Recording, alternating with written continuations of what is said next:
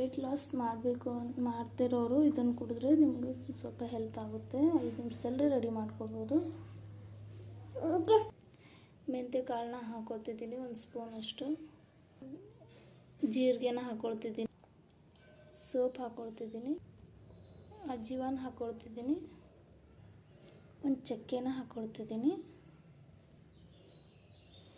ಇವಾಗ ಲೋ ಫ್ಲೇಮಲ್ಲಿ ಇಟ್ಕೊಂಡು ಒಂದು 5 ನಿಮಿಷ ಚೆನ್ನಾಗಿ ಕುದಿಯೋಕೆ ಬಿಟ್ಟು ಆಮೇಲೆ ಸೋಸ್ಕೊಂಡು ಕುಡಿಬೇಕು.